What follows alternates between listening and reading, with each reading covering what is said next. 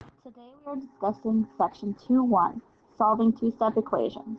Our objective today is to solve two-step equations and use two-step equations to solve problems. So let's start by modeling an equation. Suppose you adopt a puppy from an animal shelter and buy 3 bags of dog food. The adoption fee is $125 and you spend a total of $154.97. How much does each bag of dog food cost? To do this problem, we are going to start by modeling with this rectangle we have. I'm going to cut my rectangle in half. On the bottom, I'm going to put the total that I spent. I know I spent $154.97. On the top, I'm going to put the different things I paid for. So I spent about $125 on the adoption fee, and I bought 3 bags of dog food, so I'm going to cut the remaining space in 3. Let's call it F's for food. So to solve this problem, I have to think to myself, if this whole thing is $154.97, and I spent $125 here, what is left over for these 3 F's? Well, if I think to myself, all right, if I spent $125, how much more to make $154.97? And I know that that is $29.97. All right, so I know $29.97. I probably paid the same amount for each bag of dog food, so I'm going to divide that by 3 to figure out how much I paid. 29.97 divided by 3 is 9.99, which in answer to our problem is $9.99. We just solved our first two-step equation. So let's solve by reading the equation on these. The first one is x divided by 2 plus 3 equals 9. So basically, I'm thinking to myself, something plus 3 makes 9. Well, what plus 3 makes 9? That must be 6. So if x over 2 is equal to 6, what number divided by 2 equals 6? Well, x must be 12. To solve by reading for the second one, negative x plus 1 equals 5. What plus 1 makes 5? Well, it must be 4. So negative x equals 4. You can also think of a negative as an opposite. The opposite of x is 4, so x must be the opposite of 4, which is negative 4. So the problem when we're solving two-step equations is knowing where to start. The easiest way to remember where to start is to use the order of operations in reverse. Let's first talk about the order of operations. Quick refresher here. We start with our P, our parentheses. Then we do our E, exponents.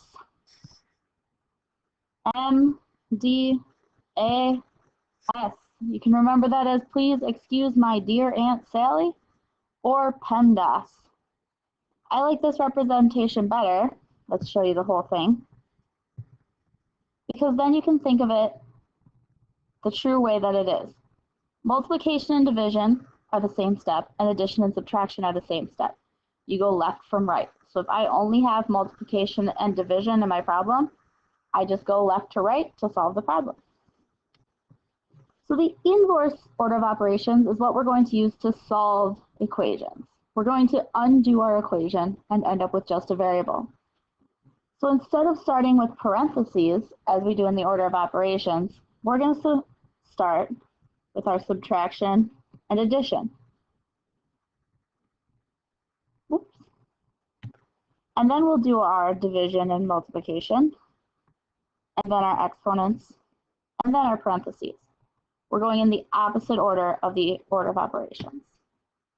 Let's solve our first problem.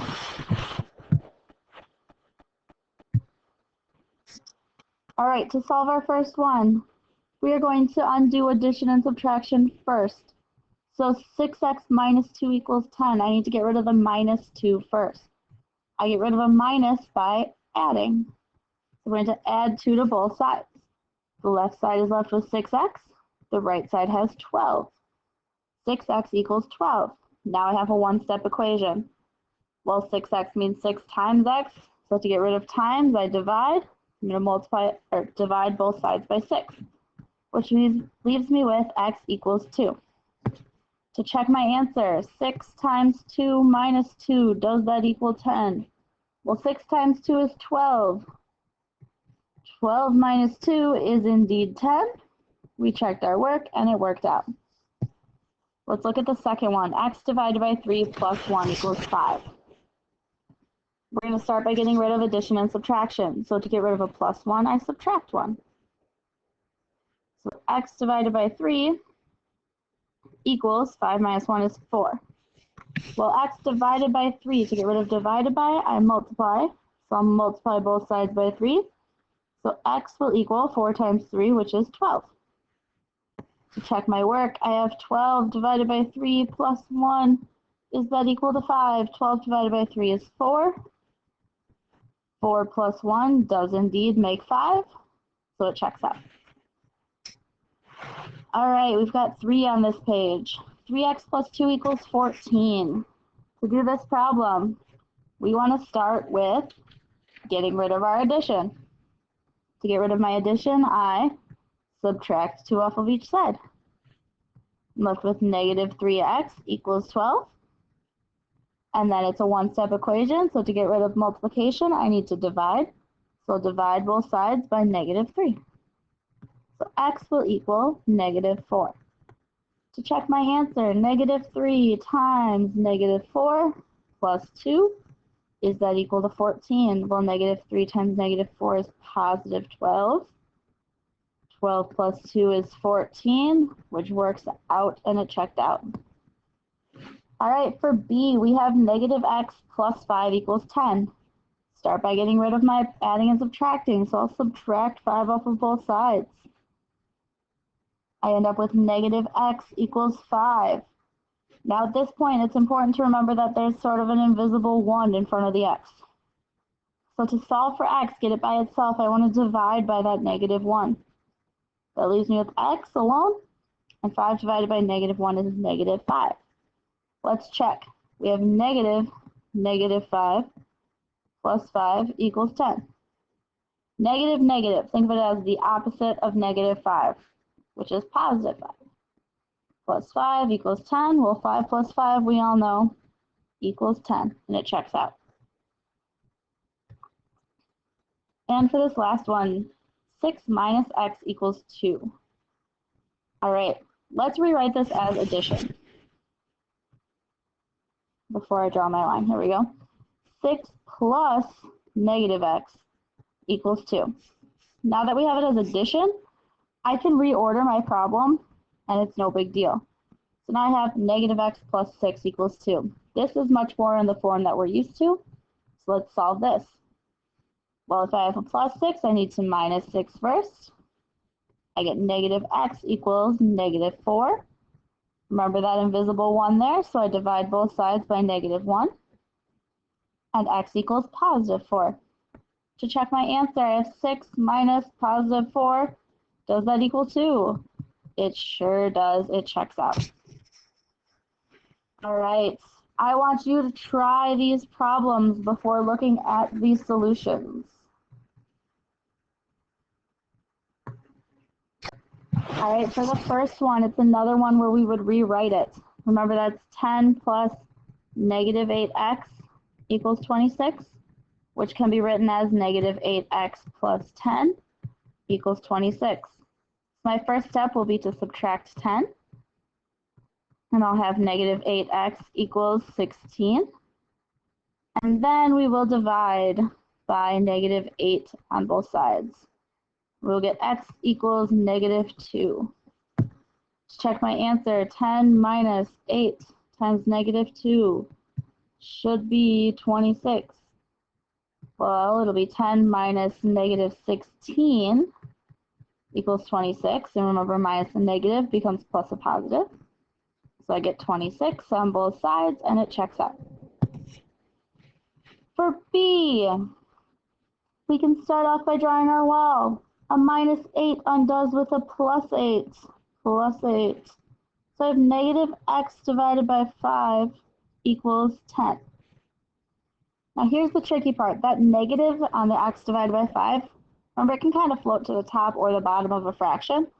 So let's float it down to the bottom and think of the 5 as a negative. So we'll multiply both sides by negative 5. So we'll get x equals negative 50. When we check our answer, we have negative 50 over 5 minus 8 equals 2. Well, negative 50 over 5 is negative 10. So I have my opposite of negative 10 minus 8. The opposite of negative 10 is positive 10. 10 minus 8 is indeed 2, and that checks out. All right, and our last one here. Remember, think of it as rewriting with addition. So it's 13 plus negative x over 2 equals 15. To start solving this one, we're going to subtract the 13 off. We don't even have to rewrite it if we don't want to. So I just have negative x over 2 equals 2.